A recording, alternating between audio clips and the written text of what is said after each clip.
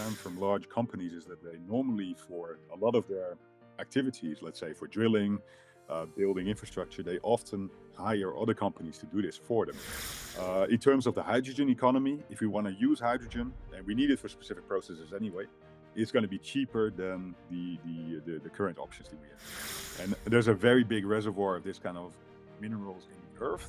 It's in the Earth's mantle, which is deep down in the earth normally, so something like 30, 40 kilometers below the crust. This can be done on a very large scale. So yeah, how much on Earth? We can debate about this. There are some estimations by other colleagues.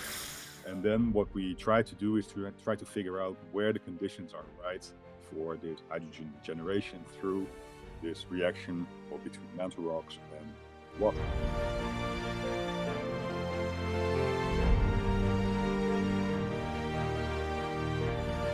Today, we're talking to a scientist who's cracked the code on how Earth's crust throws a tectonic fit.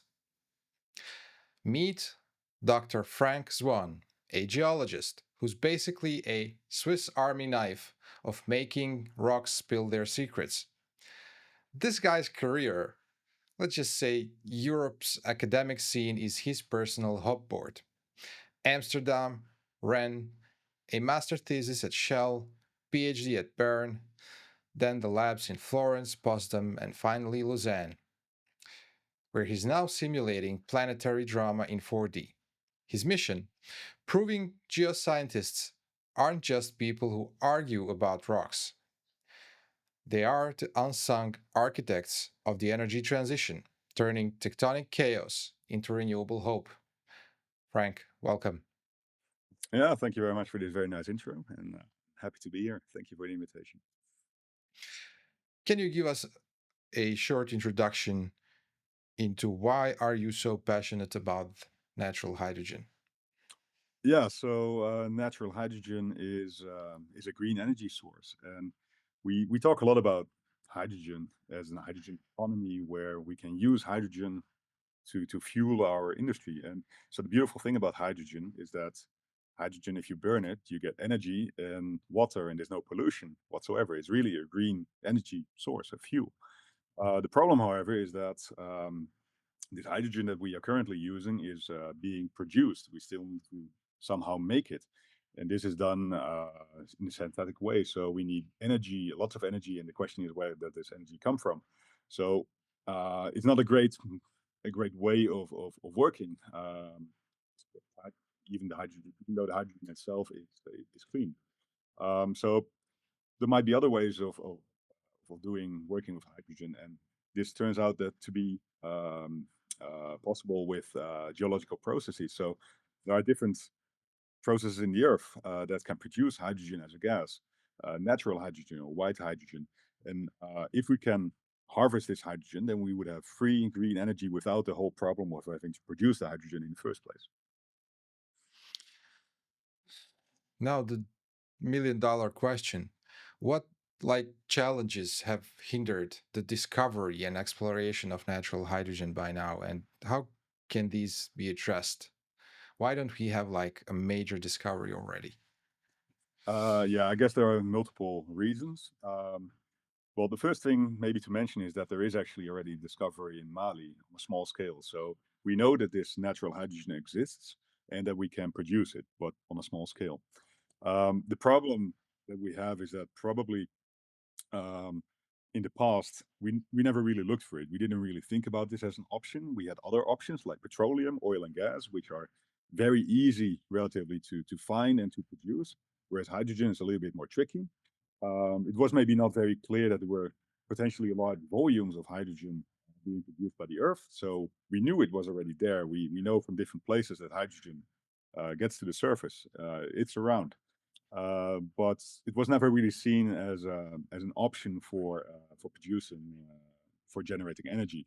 So these are some reasons, and yeah, if we never really look for it, then we're not going to find it. So now we are starting to think about, okay, well, there's an energy crisis, or there's an energy crisis and a climate crisis at the same time. And natural hydrogen, if we can really find this on a large scale, this would be a fantastic solution to our energy problem.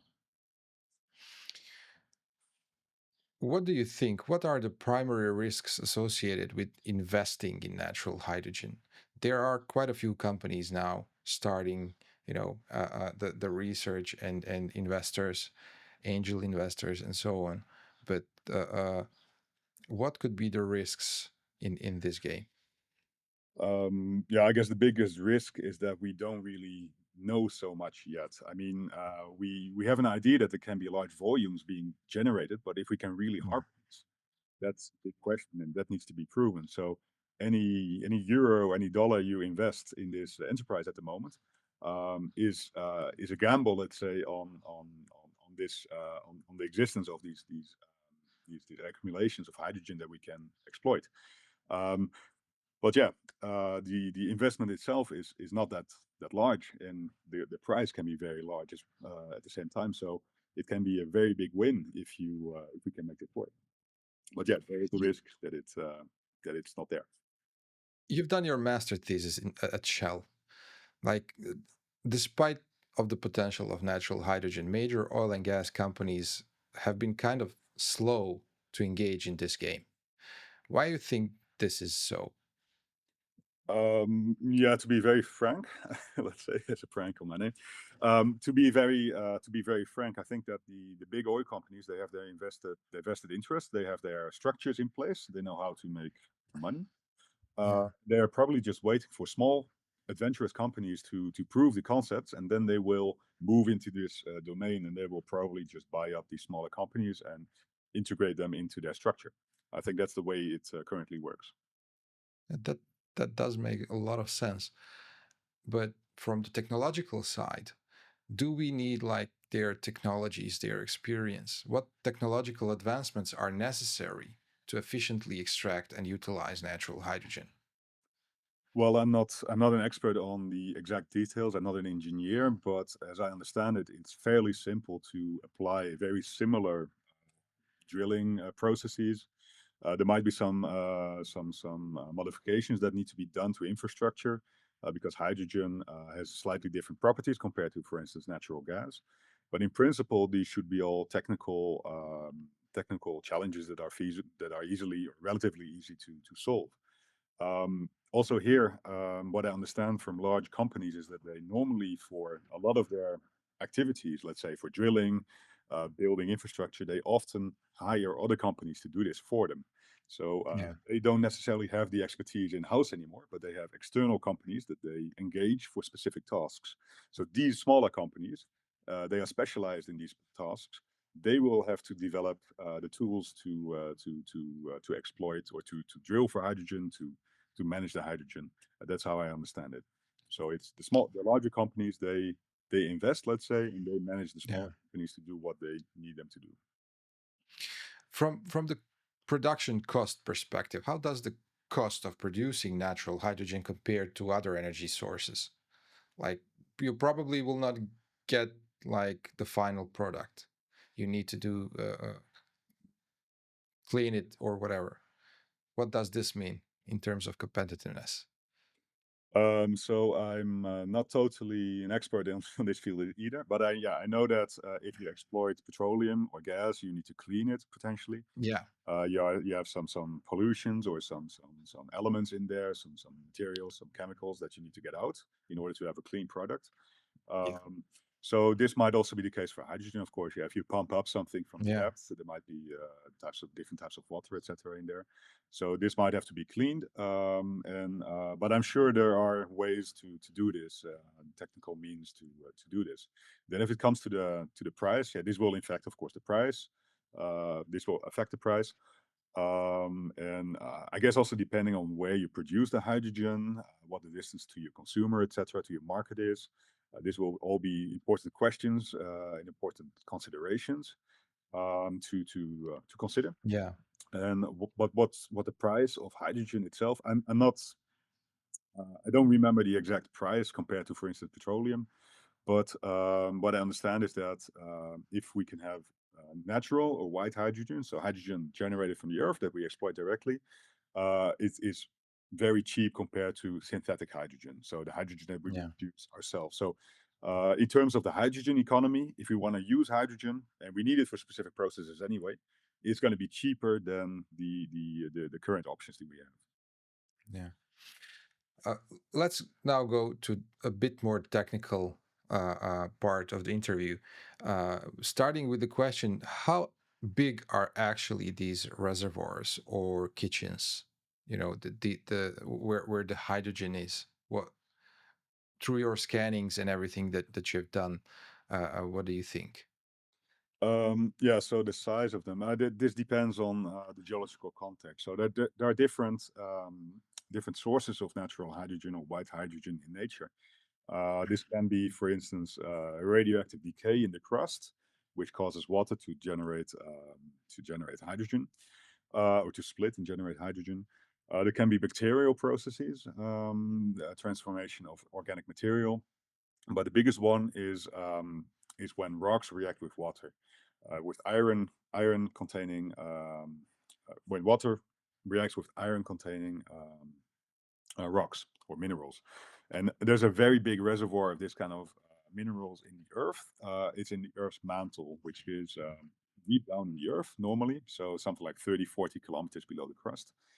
And this is where my research, which I did in Potsdam, in which I'm continuing now in Lausanne, um, which is focusing on this process of mantle generating hydrogen through this reaction with water.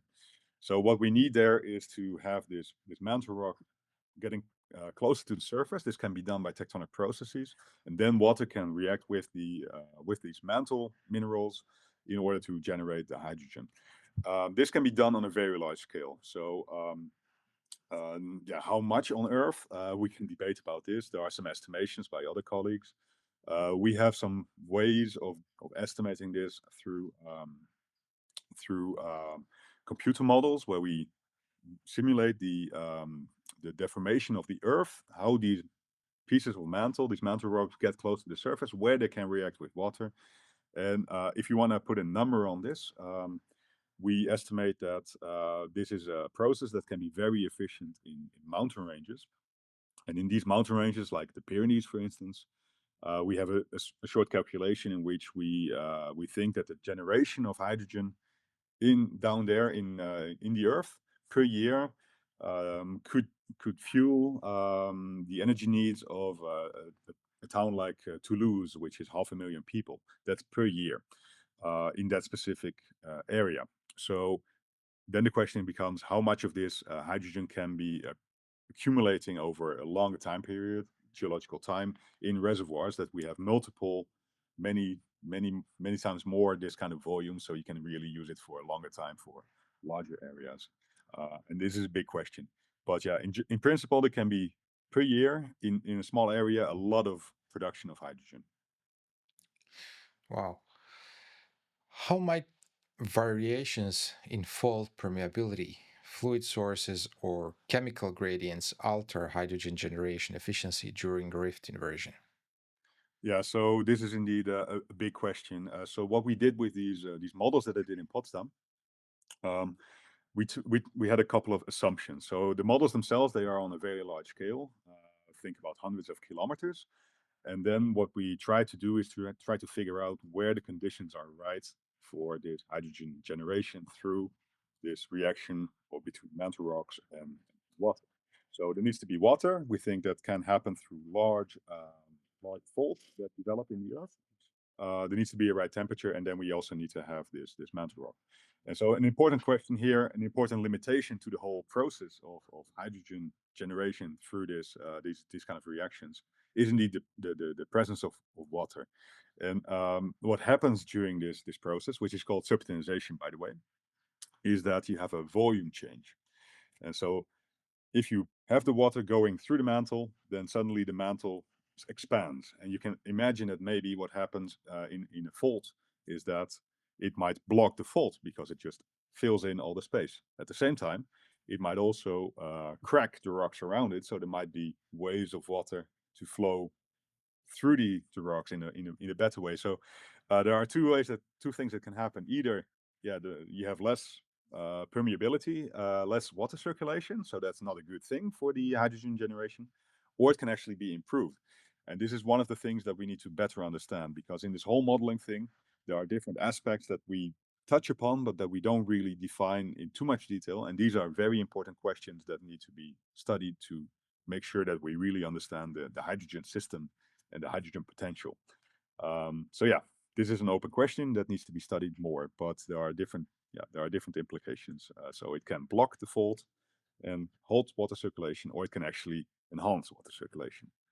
Which one is not clear. It might depend on the specific situation. And you get all of these data through 3D scans or satellite imaging. No, so no.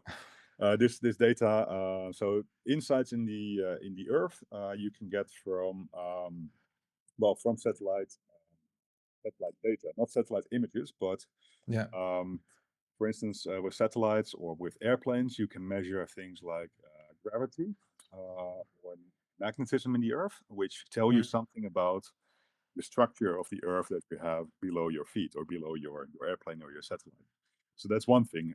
Another thing that you can do to understand what happens in the Earth is seismic surveys. So that works with sound waves that travel through the Earth. Yeah. They bounce off specific layers or specific rocks, and by emitting these, like you use some explosions or maybe some hammers or something to generate these sound waves, and you measure them using microphones basically on the surface, you can get a better image of what happens in the Earth. Because the problem is the Earth is very large. We're talking about deep, kilometers deep structures, and we can't just see them. We need some way of looking at them.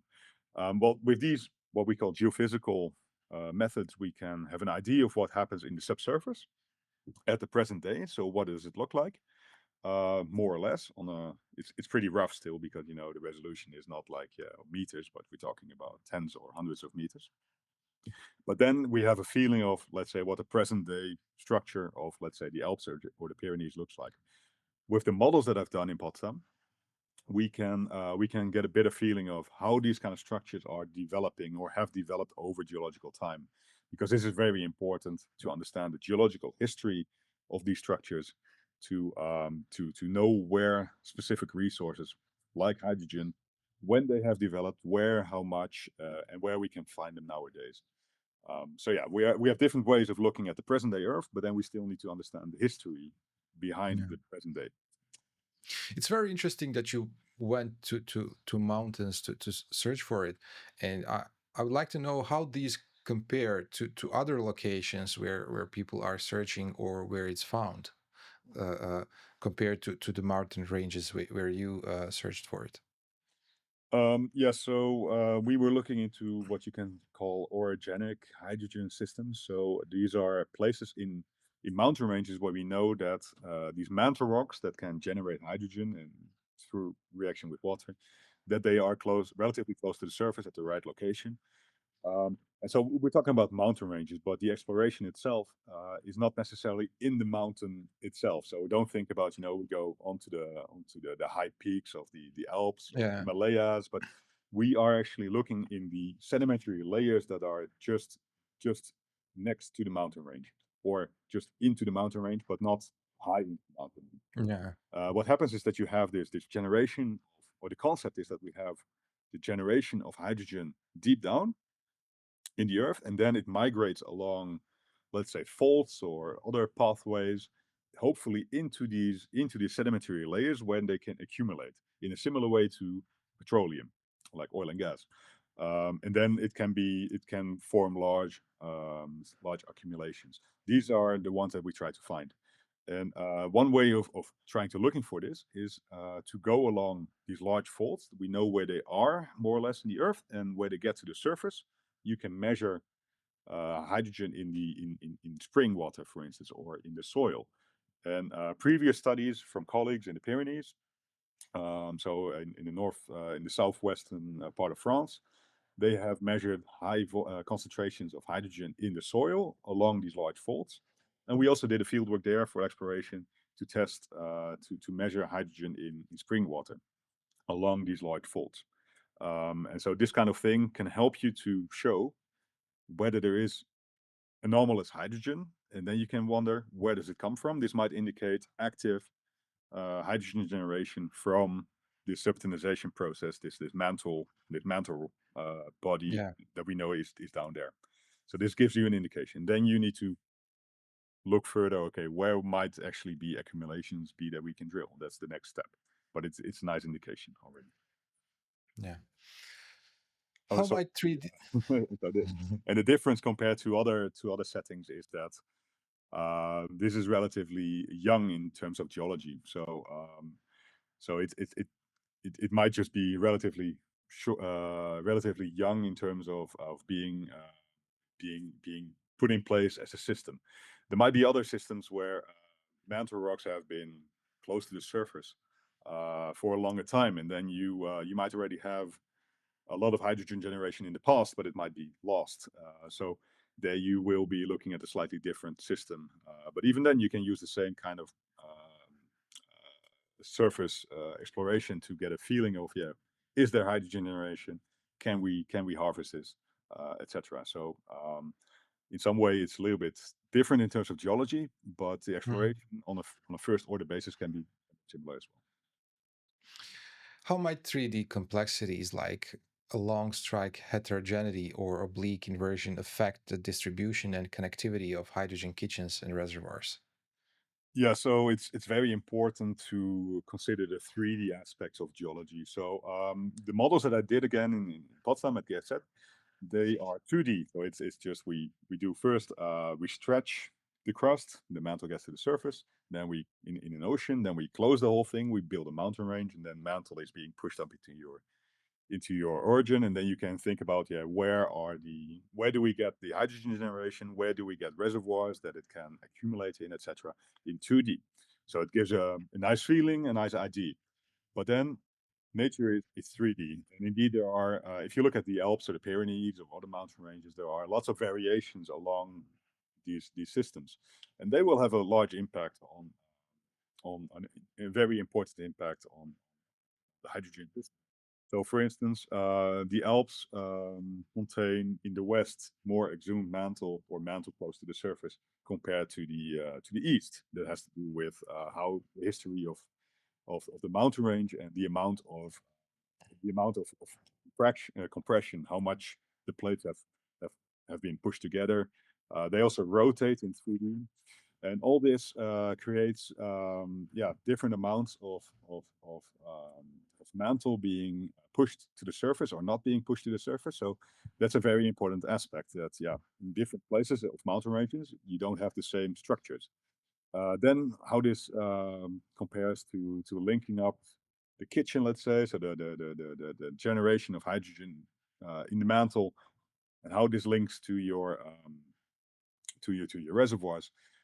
These will also be 3D structures. So the hydrogen potentially can migrate a long way along faults. So if these faults are, dipping in different directions, tilted in different direction, oriented a little bit differently, the hydrogen can migrate kilometers along the strike of your origin potentially.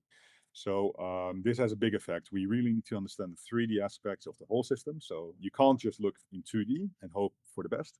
You need to really know about the 3D components of these. And the good thing is that if you look in 3D, you also get more. Yeah. So the system gets larger. In 2D, of course, it's only one plane, but in 3D, it can be very large.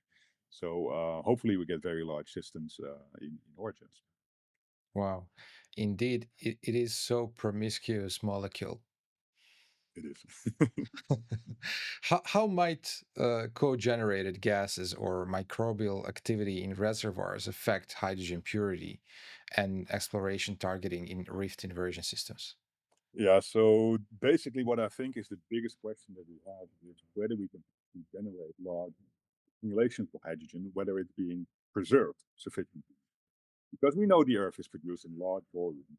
The question is, can we get it somehow into let's say sedimentary layer where it can accumulate like oil and gas, but then with hydrogen.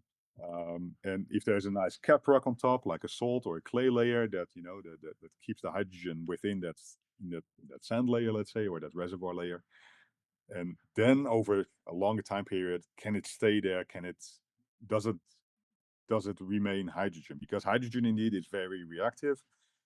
There's a reason that we think hydrogen might be a link to, the origin of life, because it's a very easy energy source.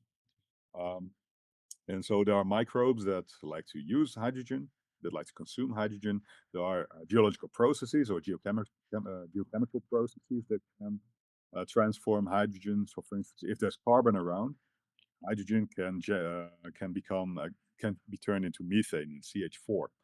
Yeah. So that's a problem, and there might be other processes that I'm not aware of. So one thing that we can hope for is that the hydrogen reservoirs are at a high enough temperature, so above 122 degrees centigrade, I think, so that life is not really active anymore, or it's dead, let's say, so we don't have that problem.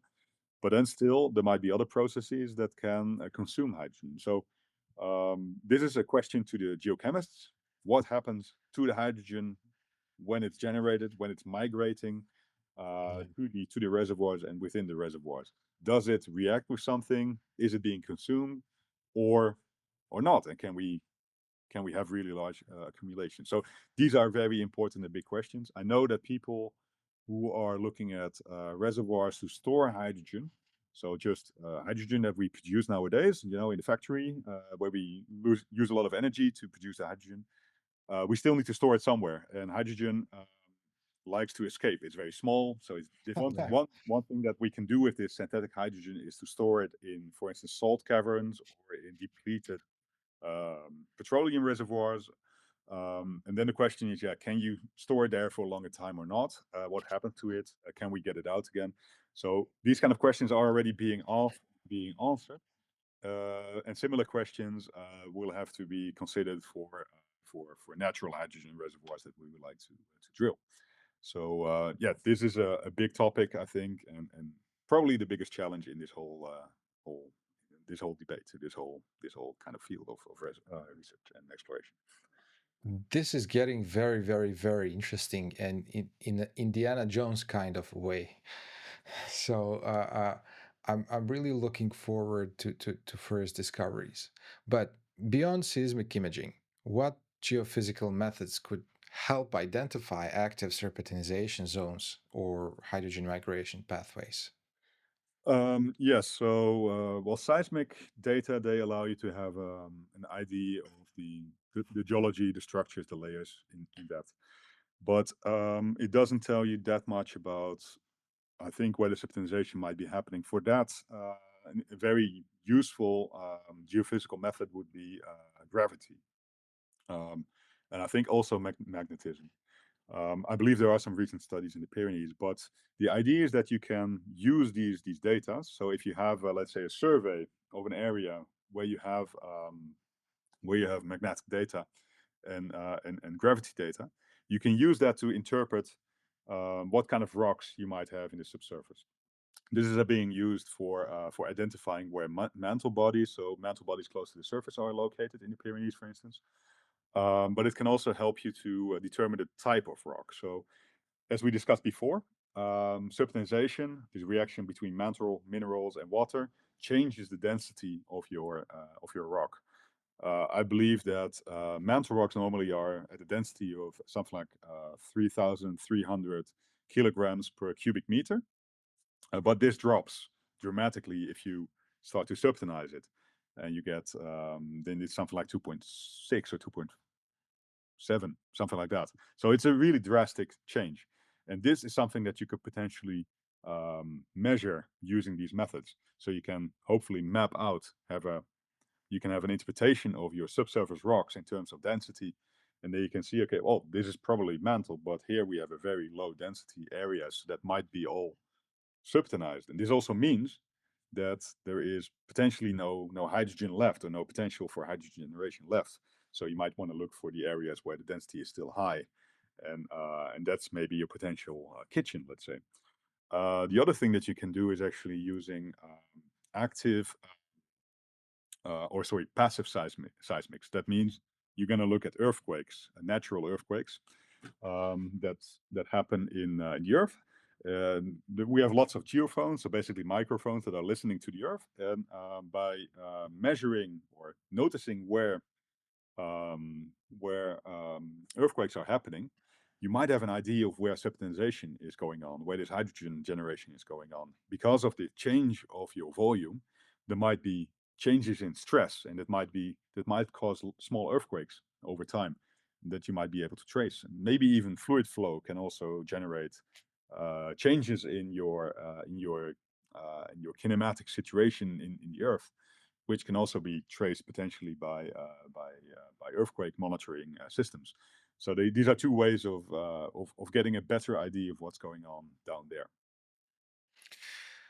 Tell me what field evidence could validate the predicted 20 times higher hydrogen generation during inversion compared to rifting? Yeah, that's a very tricky one. I'm not sure if we can really prove it in that sense. I think that the models, they tell us, they give us constraints and they show us, okay, well, it's very likely that this is possible. Mhm. But since most of the hydrogen that's going to be generated by the Earth is going to be lost in some way, most of it is not going to end up in a reservoir that we can use. So we never really, I think, going to have convincing or direct proof of the total volume of hydrogen that's being generated. But the proof that we can have in some way is that if we drill into large scale volumes of hydrogen in reservoirs that we can produce, this might be an indirect indication that yes, we can have large volumes at least of hydrogen that are being generated.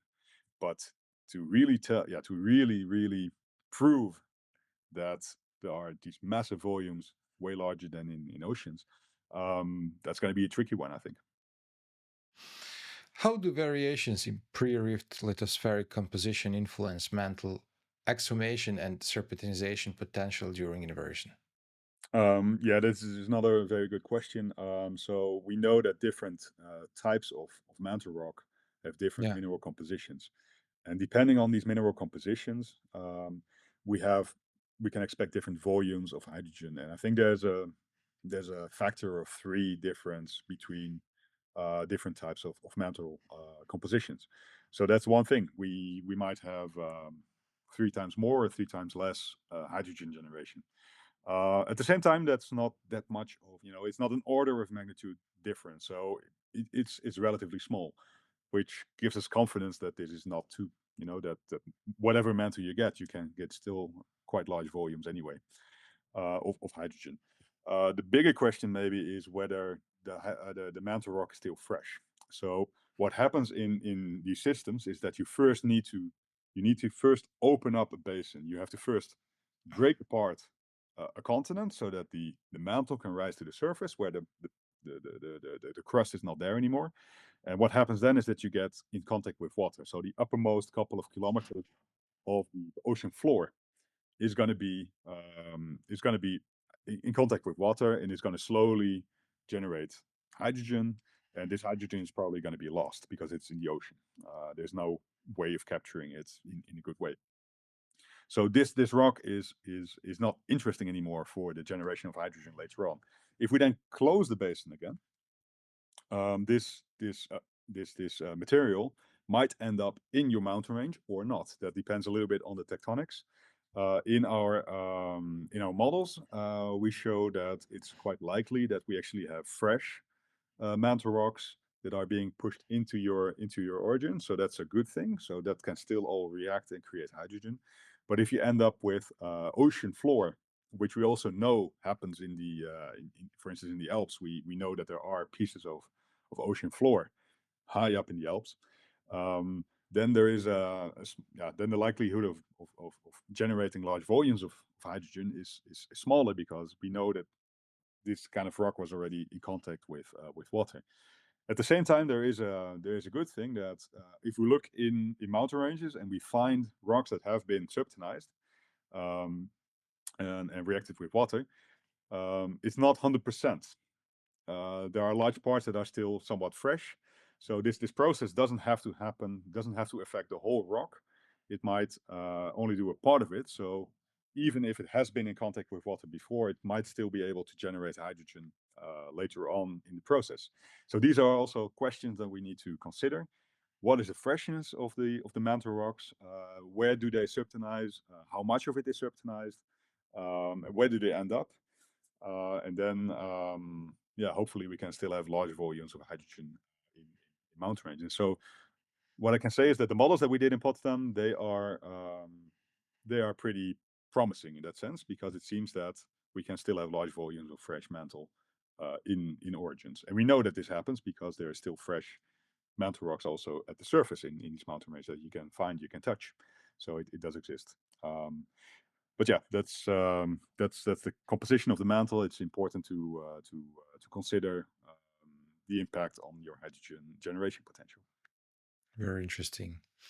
Uh, how might episodic tectonic activity impact the longevity of fluid circulations and hydrogen generation in rift inversion systems? Yeah, so how tectonics can affect the fluid circulation. So I'm not myself a hydrologist, or I guess it's a hydrologist. Who Yeah. I'm not an expert on water circulation, fluid circulation. So, but what I do know is that tectonics change the pressures in the earth, and they can open and close faults. And faults are, of course, perfect. Open faults, especially, are perfect ways of getting fluid circulating through your system. Um, so yeah, a change in your tectonic situation, in the stresses, can probably strongly affect your water circulation. In the models that we did, we actually assumed that when there is no activity along faults, so during a tectonic pause, let's say between the building of your ocean and the closing of your ocean, according to the model, we don't have any water circulation, and therefore there is no reaction going on. This might be too much of a simplification. I would still assume that water circulation would go on to some degree, but for the model assumption, it was necessary to have this kind of thing. But yeah, I can't really answer too much. But what I do know is that if there's a lot of water around, let's say in an ocean, I would expect a lot of water circulation anyway to happen, Yeah. and to infiltrate, maybe not necessarily through faults, but maybe also just generally to small cracks, to propagate into the rocks. In mountain ranges, you have to think about the hydraulic pressure, for instance. So if you have water that's like precipitation, rain, that's being rained down on your origin, it can infiltrate deep down into your mountain range because it comes from high. So there's a lot of pressure to go down deep into the origin, and then the tectonic stress, the tectonic setting that you have in your origin, in your mountain range, probably can have an important effect of how the flows actually flow, what the circulation is. But the specific details I don't really know, and this is another aspect that we should investigate, depending on where you are looking for hydrogen, what kind of hydrogen system you are investigating. You need to know indeed what kind of water is flowing. Different composition of water also means different volumes of hydrogen. How much water, when, where, etc. So Could magnetic intrusions during orogeny alter thermal gradients or introduce reductants that enhance serpentinization driven hydrogen production? yes, this is something that we didn't consider directly in the models that we did in Potsdam. But indeed, yeah, if there is any magnetic activity, then it will change the temperature, the state of temperature, let's say, in the subsurface. And in the models, we assume that the temperature window between 200 and 350 degrees centigrade is ideal for efficient subtonization and hydrogen generation. Then, so if you let's say if you have an intrusion, magma rising to the surface, this will affect this temperature state, and so it will probably reduce the width of the area that has this temperature window, and therefore it might negatively impact the potential hydrogen generation, let's say in the origin. So basically, what we say in our models is that the colder the system, the better for larger scale hydrogen generation. So magmatic intrusions, etc., might not be that great. At the same time, the assumptions that we do in our models are pretty first order. So even then, small changes of temperature might be beneficial in a specific area, for instance, if it just brings the mantle that's over there in the right temperature window. So there might be potential benefits as well. And these are things that need to be studied in more detail, and depending also on the specific tectonic situation or the mountain range that you are looking at. How do you extrapolate hydrogen generation rates from 2D models to basin scale resource assessment? And what are the key uncertainties? Yeah, so what we have is basically indeed a 2D model in which we we have an assumption or an estimation of what the hydrogen production or generation can be.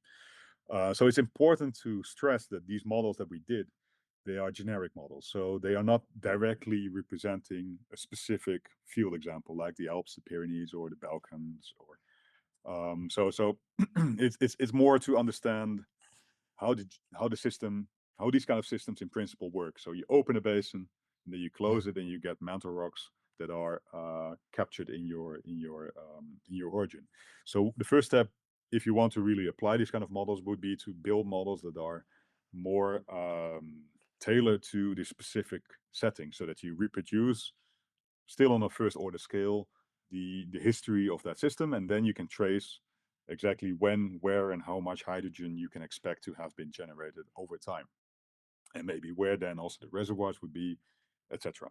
And this can be done in 2D, but also in 3D. And yeah, what you need to consider in when you're exploring is that yeah, what is the along strike? So along the mountain range, what is the extent of these exhumed mantle bodies? These mantle bodies that are close to the surface and that can generate hydrogen. This is something that you can estimate using these geophysical methods, so like magnetism, gravity data, and your seismic lines. So you can put that together, and you can use that to build a 3D model, and more beyond that, maybe a 3D interpretation of what you think the system looks like. So when I'm talking about a model, I'm talking about my computer model, but you can have an interpretation, a concept, or maybe a geological model, which explains how the hydrogen system works in that specific area in 3D. So Mm. yeah, you need to combine geophysical data with the model, with the computer models to extrapolate this. So you need strong constraints, proper constraints. But in some simple way that we did in the paper is that we say, okay, well, we have an estimation of this mantle body that is maybe something like 10 kilometers wide. We know in this 2D section we have this amount of hydrogen that can be generated, so we just do it 10 times, and then we have a rough estimation.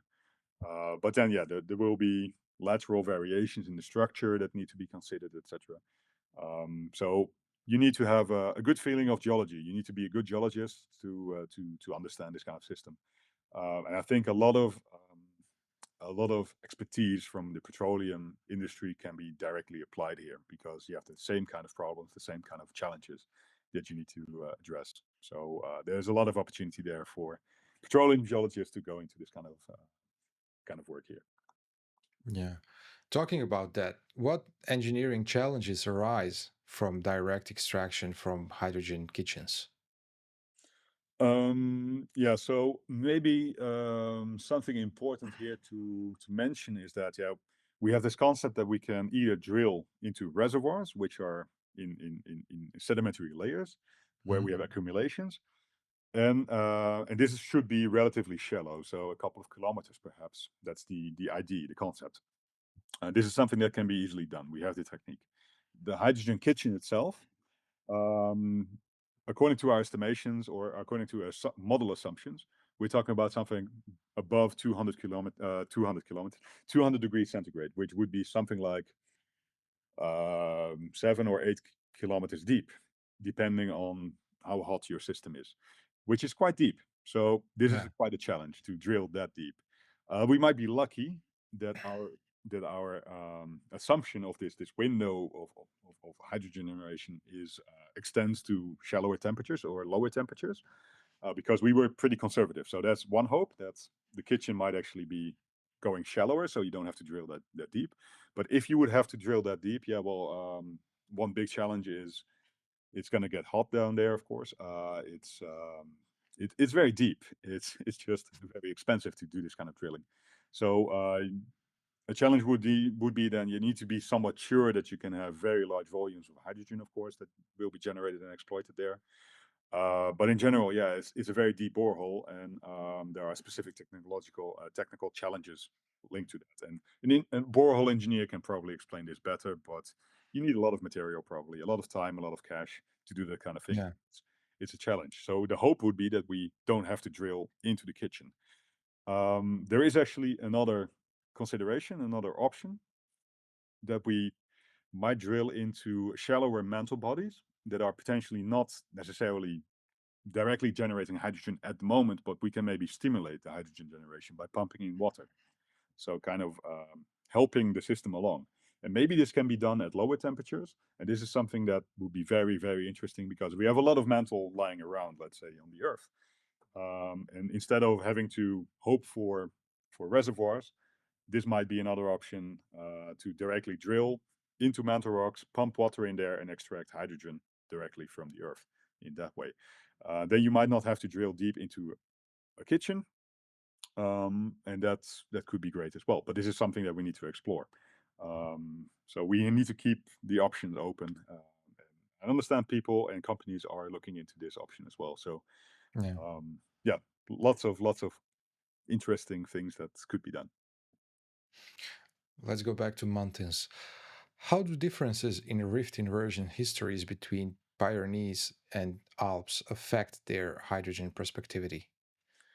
Yeah, so something in general in the models that we see is that we need a decent amount of initial stretching of the continent and breakup of the continent in order to get the mantle somewhat high up in the earth, in order to then close the basin again, and then push the mantle even further. If there is no mantle being brought to the surface during initial stretching, rifting, breakup, then we have a very small chance of having mantle rocks getting into an origin, into a mountain range, because the mantle rocks, they are heavy. They are much Mm. heavier than crustal rocks, so they don't like to be up there. You really need to push them up there, so you have this mechanism of initial rifting, stretching, breakup. So the difference in the between the Pyrenees and the Alps is that the Pyrenees saw a limited amount of stretching, of breakup at the start. We don't have a proper ocean before that we close the basin again. Whereas in the Alps we have it's called the Liguria Piedmont Ocean, I think. This was a small oceanic basin. Like there are many that have been in the Mediterranean area. Therefore, the Mediterranean area is a fantastic area. The Balkans is full of it. You have all these small oceanic basins that have been closed again, and we have lots of this material being pushed up into mountain ranges along the Balkans, for instance. But if we go back to the Alps and the Pyrenees, um, only in the Western Pyrenees we had sufficient initial extension, it seems, in order to allow mantle to get closer to the surface in the subsequent origin. In the Alps, and so in the Eastern Pyrenees, prospectivity is very low. We don't seem to have any mantle, but in the Western Pyrenees, it looks much better. In the Alps, there is, I think, a similar story in some way, that we do have this initial ocean that's being closed, and we have pieces of mantle, we know, like the Ivrea body in Italy, that's being exhumed. So that's in the central or the western part of the Alps. In the eastern part of the Alps, there is we have initial rifting, but then actually the closure is way more complex, and it seems that we don't have mantle getting close to the surface there, and therefore the eastern Alps don't seem to be that great of a location for this kind of system. Um, so yeah, the tectonic history is very important to allow for mantle being close to the surface in a mountain range, and therefore for your hydrogen potential. And the initial rifting is key. No initial rifting, nothing's going to be happening. So Yeah. What criteria define a mature hydrogen system in rift inversion origins, and how does this differ from conventional hydrocarbon systems? Yes, so what you basically need for a mature system is, I would call it a mature system, is that all the key components are in place. So you would have your mantle rock that's being exhumed, so close to the surface, in a favorable temperature window. There needs to be large faults that allow for water circulation, to allow for sublimation and hydrogen generation to happen. But then there also need to be there need to be reservoirs around where the hydrogen can migrate to. There need to be pathways to this hydrogen reservoirs, and we need cap rocks and some kind of a structure as well. So you need to have kind of a dome structure, perhaps, um, capped by some kind of salt or by clay, and then a nice reservoir rock which has pores like sandstone or so. All this needs to be in place, and hopefully the reservoir itself is also at high enough temperatures that biological processes are not possible. So this would be, to me, a mature hydrogen system. Um, if you compare this to a petroleum system, in some way it's very similar, because you also need your organic material, which generates the hydrogen, to be in a specific temperature range or temperature pressure range. I think it's something like 3, 4, 5 kilometers, if I remember correctly. There's a window for, they call it the gas window and the oil window, depending on the properties of your organic material. You get more oil or gas, or different types of oil and gas. And then it also needs to migrate to a reservoir. So the reservoir needs to be in place. There need to be migration pathways. Um, there need to be also a cap rock. There needs to be some kind of a structure. So all these kind of elements are very similar. The one big difference is that you have a different source rock. So instead of organic material for petroleum, you have mantle rocks for hydrogen. And then also the preservation is a bit of a question, as we discussed before, because hydrogen is so reactive. I mean, petroleum normally, that seems to be something that is easily stored for millions of years, many millions of years. Hydrogen is reactive, so that's a bit of a problem. So these would be, I think, the differences, the type of source rock, and the preservation of the fuel in the end, the hydrogen, compared to petroleum. Um, and then maybe what in terms of whole geological settings, we're talking about hydrogen in origins here. It can also develop in rift basins, perhaps, whereas petroleum tends to develop in basins itself. So the source rock itself, it's somewhere in a basin. It's a sediment at the bottom of a basin, deeply buried, and that's different from the mantle rock that needs to be brought to the surface from deep down. So yeah, the mechanisms, let's say, of getting your fuel are different. The tectonic setting is somewhat different, but in the end, the thinking of how to interpret the evolution of these systems is fairly similar. So petroleum knowledge is very useful for Yeah. hydrogen system analysis. And finally, how can we how can active tectonic regions like the Balkans be explored for hydrogen without confounding effects from ongoing deformation of seismicity? Yeah, so I don't think that the earthquakes that are going on are really much of a problem. They are actually a help, I would say, because Mm. they create sound waves that bounce off rocks, and you can measure these. You can register these, and these already they can give you some idea of the subsurface. Just having listening to the earth can help you to understand what's going on. And as what we said before, potentially these earthquakes can also be linked to subtendization or to fluid flow, which can also tell you something about where subtendization is happening, for instance, or where migration is going on, at least of fluids. And this can help you then to better understand the system. So I don't think that that active deformation that's going on present day is really a problem for the exploration itself. The one problem that I can see is that if we're going to, let's say, exploit hydrogen in an active tectonic system, we have to be a little bit careful, because um, First of all, earthquakes, they can, of course, destroy equipment. So there's some danger there. But I mean, a lot of people live there anyway, so it's, it's an accepted danger. But also because if you change the stresses in the subsurface, you have to be a little bit careful because you might trigger actually some small or maybe even larger earthquakes. And this is something that we really need to be careful about, because of course, if we trigger earthquakes, people are not going Yeah. to be happy. So yeah, at the same time, the if we're going to drill reservoirs, this is going to be in the sedimentary layers, and I think there will be less problems in that kind of layers compared to the deeper, the basement where we have crystalline rocks, etc., and where maybe larger earthquakes could potentially occur. And if you think about, for instance, Albania, which is now a hot topic because there was a big Yeah. find of hydrogen in a mine, they have a lot of petroleum exploration there, and so people have been extracting oil, and this is kind of a similar thing. So there's a good hope, I would say, that there are no necessarily bad effects of hydrogen generation or hydrogen production in these kind of settings. But yeah, we need to be careful as geologists and companies to manage this in a good way, of course. So that's very important. Frank, thank you so much for being my guest today. It was a great lesson. Yeah, welcome. It's fun to talk about this. I'm glad to be around, and so thank you for the invitation.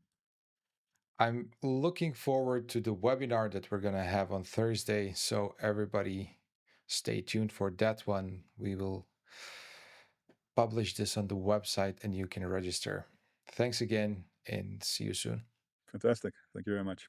Looking to amplify your brand in the hydrogen energy sector? Welcome to H2 Energy News, your go-to platform for impactful industry insights. Every month, we connect with over 80,000 visitors and generate more than 251,000 page views. Our reach is unmatched with over 1.2 million web impressions and a loyal social media following of 9,000 plus. Our newsletter reaches 77,000 plus subscribers, decision makers, industry leaders, and innovators. Want to target specific markets? Our geo-targeting capabilities cover Europe, the United States, and the MENA region. We reach key stakeholders, 27% senior executives, 32% directors, and 20% owners and partners. H2. Energy News isn't just a news platform, it's where the hydrogen energy community converges to shape the future. Join us and let's make an impact together. Visit energynews.biz and take your brand to the next level.